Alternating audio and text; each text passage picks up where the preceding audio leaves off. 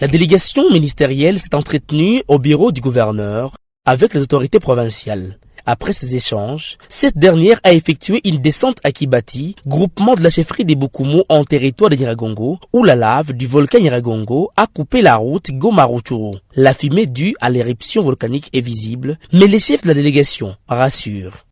Nous sommes là en appui des autorités de la province pour donner et trouver des solutions.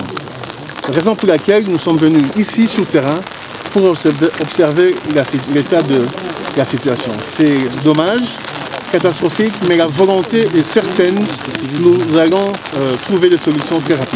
Sur les chemins, les enjeux sont déployés pour dégager la lave afin de permettre le trafic des personnes et des biens sur cette route reliant Goma à la partie nord de la province. Le ministre de la Santé, Jean-Jacques Mbungenimbanda, promet une assistance immédiate aux victimes de l'éruption volcanique de Nyiragongo. Donc, très rapidement, un plan de visite auprès des malades, des personnes blessées, ainsi que de personnes en grande difficulté sera mis au moment où l'équipe est ici présente. Nous allons visiter les familles, visiter les blessés et un appui du gouvernement sera donné.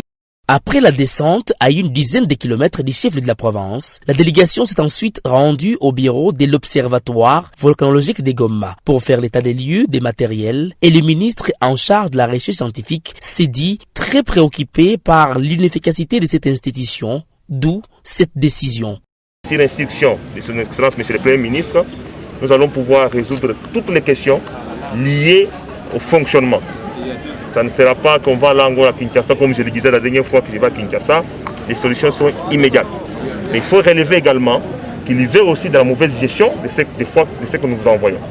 C'est pour cela que cette fois-ci, nous préférons nous-mêmes que nous puissions assister, établir les listes de matériel qu'on va pouvoir acheter à l'immédiat pour arriver à payer les primes aux chercheurs et même aux techniciens et aux administratifs doivent être payés pour que vous puissiez faire une gestion adéquate de ce que nous avons comme problème.